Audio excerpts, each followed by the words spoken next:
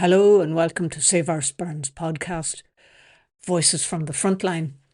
This podcast shares the stories, reflections and campaign of those standing up to protest one of Ireland's most precious landscape, the Sperrin Mountains.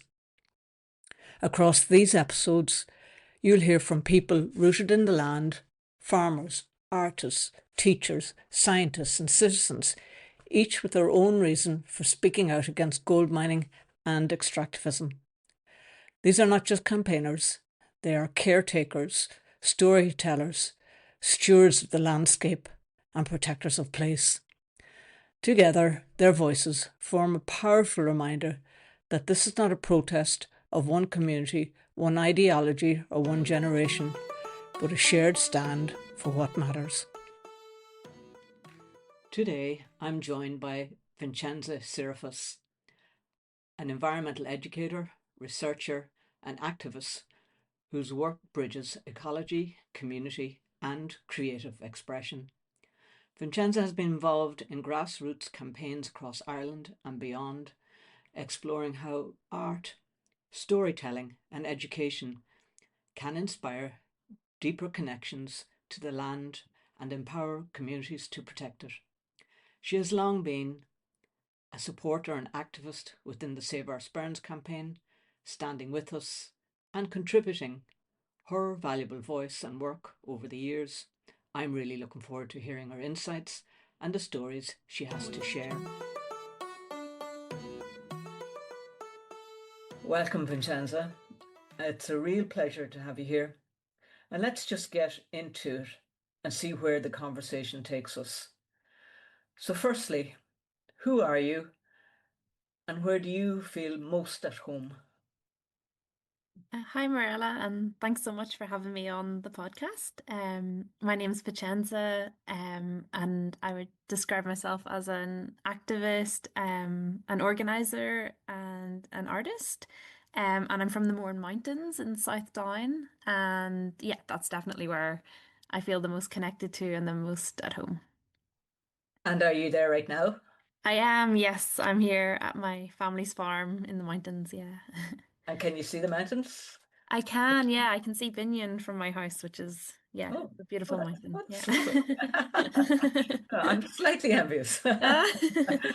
We live here at the bottom of Mullincarn, and while I can't see it, it's less than half a mile away from me to walk up the Oh, sides of Mullincarn. So beautiful. much appreciate living in that kind of country. Mhm. How did you find your way into the kind of work that you do? And was it through community or activism or indeed academia or something else entirely? Yeah, so I think I've always been interested in like ecological questions or like environmentalism from quite a young age, because my family they run like a regenerative farm, so I think that was kind of always around me. But it was really when I was like in my late teen age that I got involved in a solidarity campaign with communities in the Niger Delta that were resisting Shell. And that was really, I think, whenever I got very involved in the idea of like environmental justice, like the idea about it's actually communities and it's human rights and it's social justice that and questions of power and corporate power and all of these things that are so central to the climate crisis and environmentalism. And yeah, after that, I went on to be very involved in different sort of climate movements and environmental justice movements in Ireland and the UK and internationally as well. But I think it was really when I lived in Cyprus for a year and I was living with a community that was resisting gold mining there, actually, that really opened my eyes to sort of the very kind of like grounded struggles that communities are in, and how connected these issues are, the different like yeah, the different similarities between communities all across the world fighting this fight. So when I came back to Ireland and I saw the same thing happening in the Sperrins, yeah, I was very keen to get involved. Yeah, it was a very natural step for you. Mm. I want to ask you just to come back to, would you explain what regenerative farming is for our podcast listeners? Yeah, so I guess it's a type of farming that really centers like a care for the land and the animals that you work with and the farmers, the people working the land as well. As opposed to, I guess, yeah, farming that's all about extracting as much as possible. And under the current systems that we have, it's very difficult, I guess, to have that kind of setup. So yeah, yeah, I think there's lots of people trying to do it across the island, which is very inspiring. Yeah, it seems like it's almost as if you got it in your blood that you couldn't avoid your future. Couldn't escape. Yeah. On a related note, you've been using counter mapping as part of your work in the Sperrins. And for those who haven't come across that term before, what is counter mapping and how does it work in practice on the ground? Came across counter mapping during my PhD project that I was really lucky to do with communities in the Sperrins about resistance to extractivism. And it kind of came up as an arts-based approach to looking at these things, these questions. And I thought that the idea of mapping was so central to how extractive companies like position themselves and like basically represent the places that they want to extract from. So reclaiming maps and creating our own maps, which is essentially what counter mapping is a really important tool of resistance to that.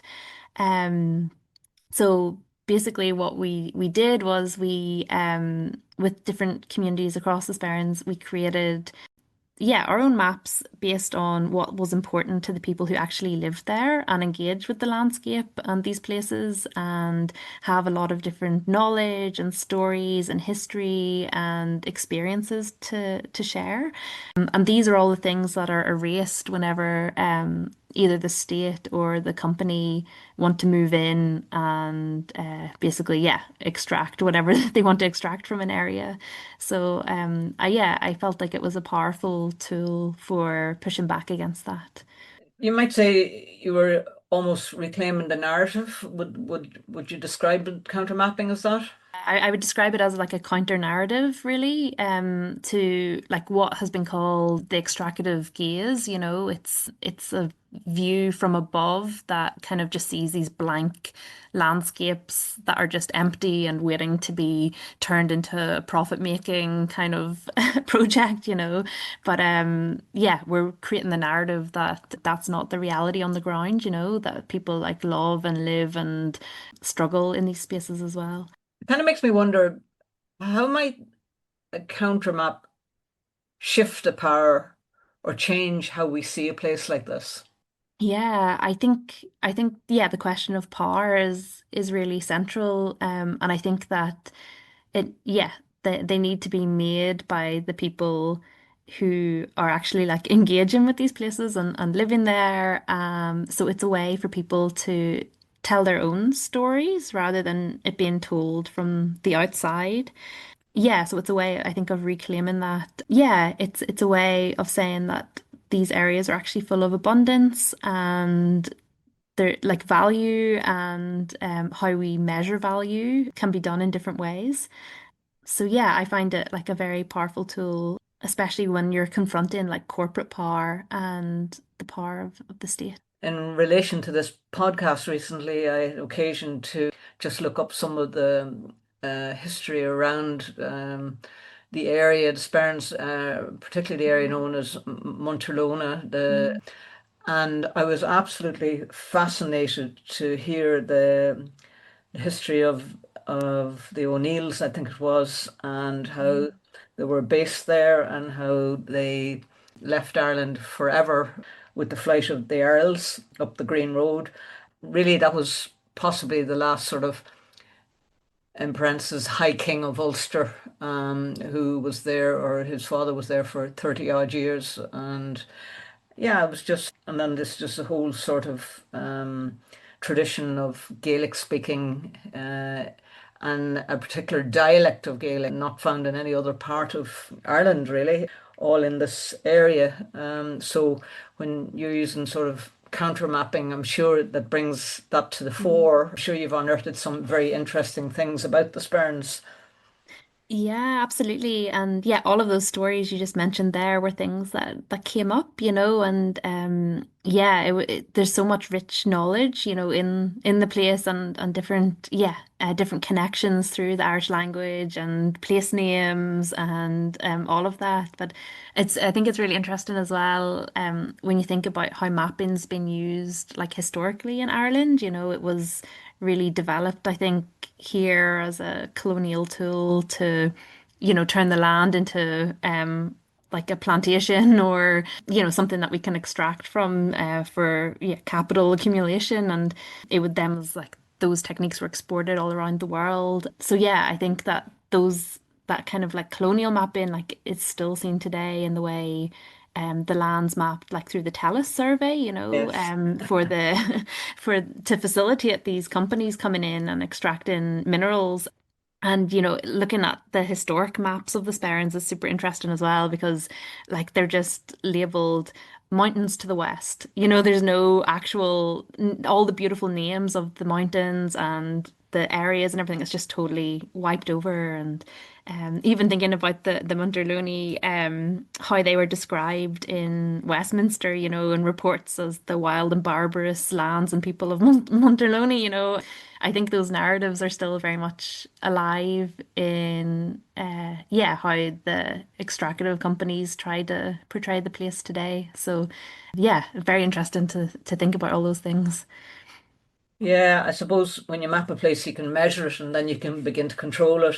And even today, in even in this planning application that's gone in, somebody had the temerity to refer to some of the streams or burns as unnamed waterways. Ridiculous. Everything in Ireland has a name. Exactly. Yeah. Unnamed almost belies its right to exist. In the past, we've lost the Gaelic language, which removed the right of the people to exist almost. People loses its language, it loses everything. And Exactly. and it's exactly the same as you say, colonialization and the same techniques, and they're still being used all over the world. And we see it being carried out even in Gaza today. So Mhm. yeah, Mhm. it's a very wonderful deep subject mapping and Mhm. just and for our listeners, can you explain a little bit what the TELUS survey is? Yeah, sure.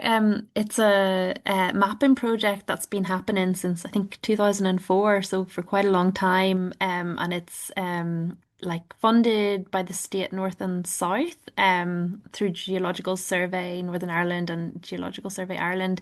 And it's using small aircraft to like deeply map the whole island of Ireland geologically. And I think they say, whenever it's done, Ireland will be the most deeply mapped country in the world, geologically speaking. So it's a really significant project and it has been used really as part of the like big welcome to extractive companies to come and mine here. Yeah. Okay, yeah, that's a pretty clear explanation, all right. Moving on, that brings me to something else I've been wanting to ask you. You also use creative tools like photo voice and visual storytelling. Can you tell us a little bit about these approaches and also how they unlock more traditional campaign or where how they unlock things that more traditional campaigns or academic methods might not? Yeah, sure. Yeah, I think these tools are super connected to the counter mapping. They kind of like all kind of complement each other. But the photo voice is a tool, a feminist and participatory tool that's basically again about reclaiming the voices of people who are most affected by an issue. So the idea is that I introduced it to people in the Sperrins and asked them to go away and to take photos of their experience of resistance. And then we held workshops over the next few months where we kind of told the stories behind the photos. And then we started to like theme and group the photos. And those themes informed my PhD project then. So it's, I guess, a way of designing and doing the project together with people who are impacted. And then we managed to have a couple of exhibitions of the beautiful work that people took in Derry and Belfast then afterwards. But yeah, it was really amazing to do this project and to see like the huge variety of images that came forward from people, and they spoke to like so many different themes that are present in the campaign. And yeah, I really learned a lot from doing this. But I think that these tools are super important because we're trying to say, you know, that like more conventional ways of doing things, you know, they do like, yeah, they bring a lot as well, but it's these tools that maybe make us think differently about things, or maybe broaden our perspective on what resistance actually is, that can help us, I guess, yeah, think differently and maybe approach it from a different angle as well. Yeah, I believe I was at one or two of those exhibitions in Belfast, and I was just really impressed at the time. I don't think I ever got talking to you about it subsequently, but yeah, I thought, this is really powerful work going on here.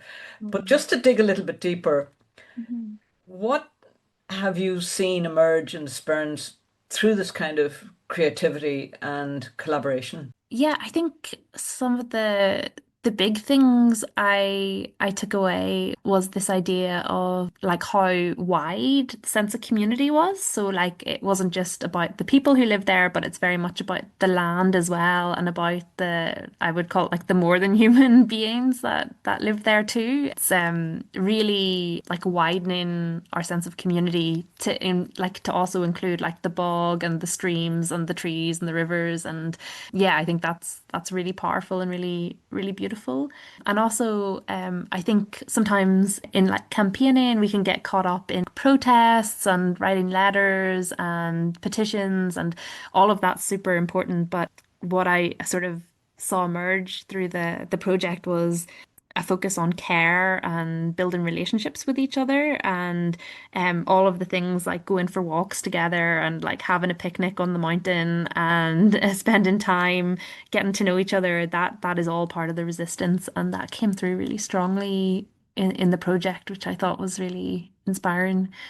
Yeah, we had a comment recently about our campaign that there seemed to be a depth of relationships right Mhm. across all of the characters within the campaign. And I had to agree with them, just exactly as you remarked, your work built relationships, and nothing gets done really without relationship. A relationship has to be established before any work gets done. Yeah, we were grateful for the work that you did around that, and helping us build towards those all important relationships. Building on what you just said, in your experience, what can art do, especially when it's rooted in community, that legal language or data sometimes cannot?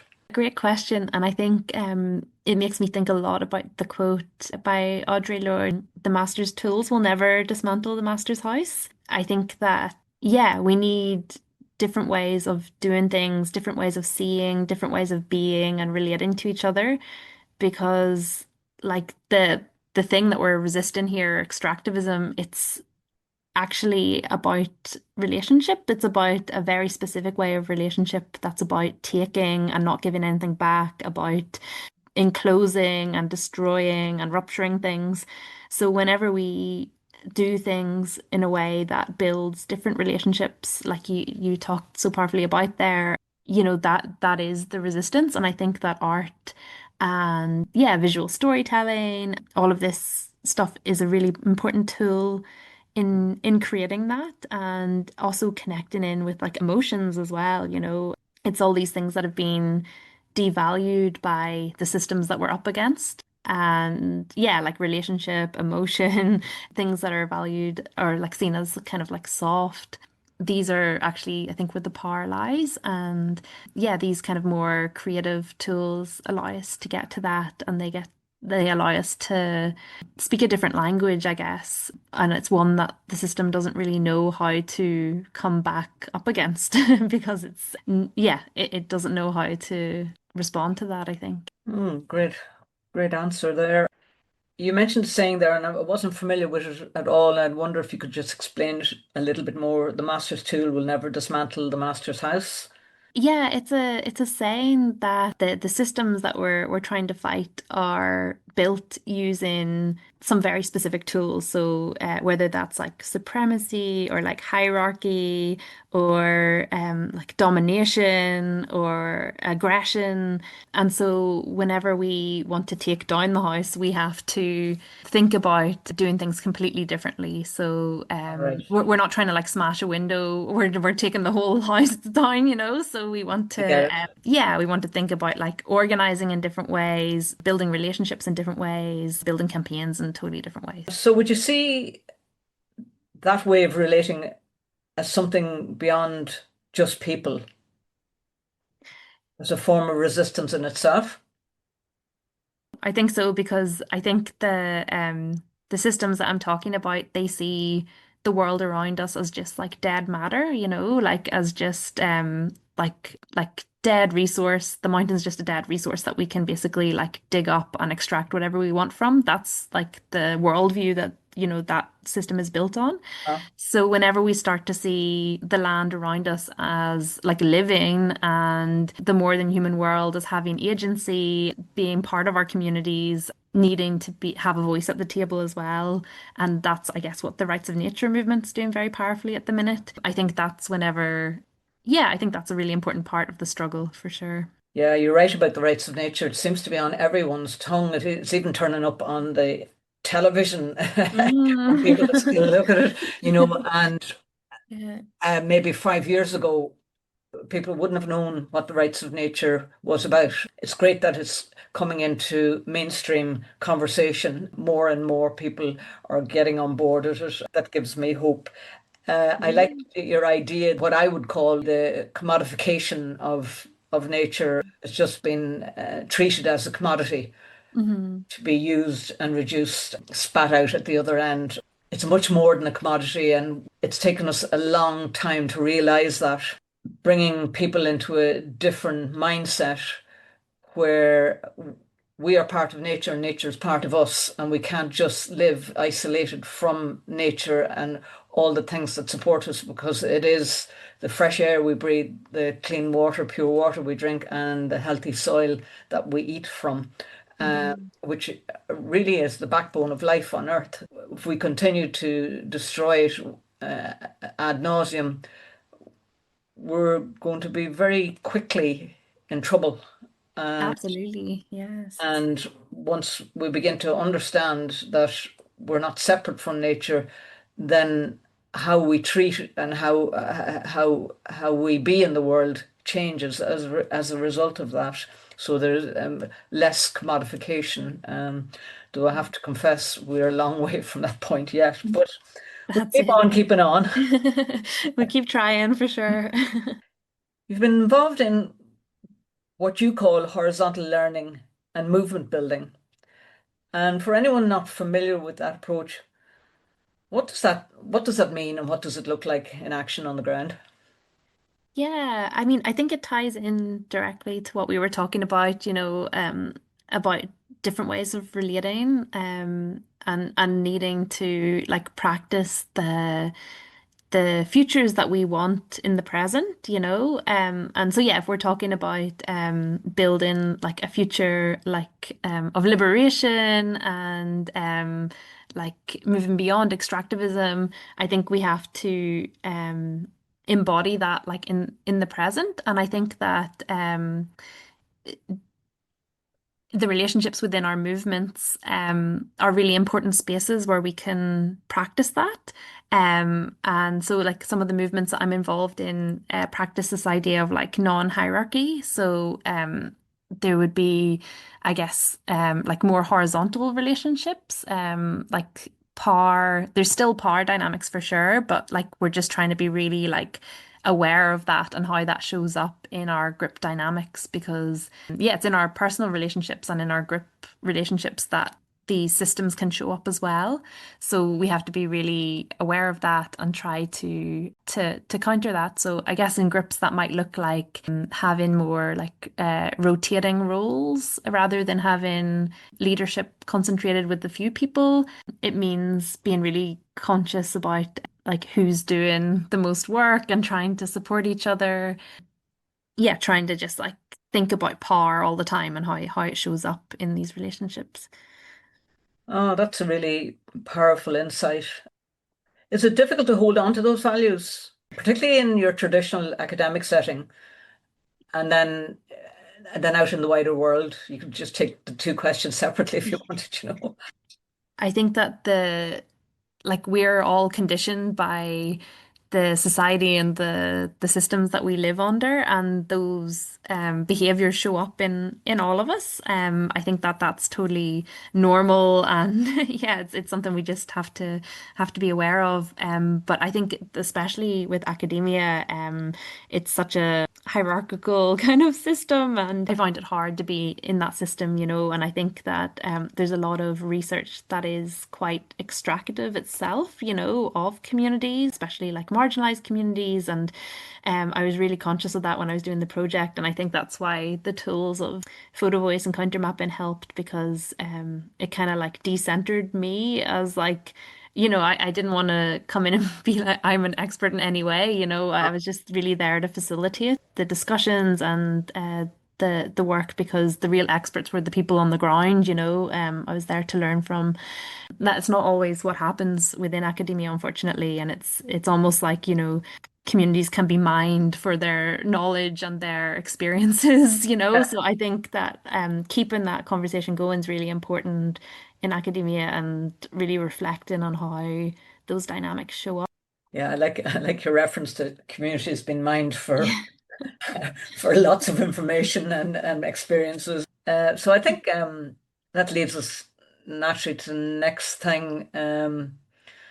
What do you say the people of the Sperrins might have taught you about resistance or about care, or indeed what it means to defend a place like this? And I know you would have had experience in other communities in the world, but and just in reference to the Sperrins, really, is there anything that sort of stands out for you? Yeah, there's honestly so much. Oh, It's right. so much. I feel like, yeah, it's been a real privilege, like, to like walk alongside the campaign, because it's it's so full of heart. It's like you said, like there's so much rich relationship building in there happening, that even though, there's also, like tensions and like difficulties as well within relationships, and that's totally normal. But I think overall there's like a real sense of care towards each other, which is yeah, really, really inspiring. And as well, I think the role of humor in the campaign has been fantastic. And yeah, like it's also like art, it's another thing that the system doesn't know how to deal with, because it's a different language, and it just diffuses everything. It's such a great tool. And also I think one of the big ones for me is like the international solidarity that's been built through the campaign. And I've been lucky to be involved with a few different like big sort of solidarity visits, like the Zapatistas in 2021, and the Making Relatives Collective, Indigenous people from the Brazilian Amazon who've been over. But yeah, just to see all of those links being made in really amazing and very sensitive ways as well. So like, acknowledging that like we all have different contexts, and that, it's a different experience resisting mining in the north of Ireland than it might be in Mexico or Brazil. But we can find the commonalities, and build the solidarity across those differences, to make a really strong, like, international movement, because I think that's what we need in the face of these big corporations and these big systems that we're dealing with. I think that is like really, really inspiring, just to see people really embrace that, know so much now about so many different parts of the world, learn from each other as well. Yeah, okay. We're fortunate in the campaign. There's more than a few people with a great sense of humor. Yes. And humor seems to rise to the fore, particularly when we're very stressed. Yes. It comes and it just reveals itself. And there's always a funny moment. And I just think that's great. Interestingly, before this interview, I interviewed Mary Lawler, the No. rapporteur for the United Nations for Environmental Defenders. Mm. And she remarked on how we had built solidarity with other groups across the globe, Mm. how important that was, and to keep expanding and connecting on those. Because she says, as you might imagine, and as you rightly pointed out, Vincenza, fighting a gold mine here in the Sperrins in Northern Ireland is a whole different ball game from fighting it in Brazil or in the Congo, wherever else there's extractive mining going on, and there's a lot less human rights. But we're all connected, we're all on the one earth, and what's done to the air and the water and the soil there is also being done to the air and the water and the soil here, Mhm. eroding the very life that supports us all, and it just does not make sense at any level. Let me see from there. Oh yeah, was there a standout moment in our campaign that you can say, oh yeah, I really remember that, or I'll never forget it, or an image or something somebody said, but something Mm. that really stayed with you? Yeah, oh gosh, there's been so many amazing moments. I think one of the first times that I visited the GPO really stands with me. It was after the council had like given an eviction notice, and there was a caravan placed in the trees, and a kind of celebration party, a barbecue was being held, and I remember being there, and there was just like, yeah, there was just so much crack and solidarity, and people had traveled from all around Ireland, and I think I'd come with an activist from Bolivia, so it was really like international as well at that event. But it was just, yeah, it was just amazing, and yeah, from that moment, I kind of knew that this was like a really special campaign that was like quite different from other things I'd been involved in, you know. Yeah, it was that was really a standout moment, I think. For me, yeah. Yeah, that caravan is notorious. Well, there's three caravans on the site, the one in the tree and then the two on the ground. Fortunately, in the last storm, the one in the tree got a fierce rattle. But anyways, we still have the two on the ground, and who knows what will happen in the future. But it definitely is a standout moment for me also. Before we finish, I wanted to ask if you could offer one thought or encouragement to other communities resisting extractivism, what might it be? Yeah, that's a great question.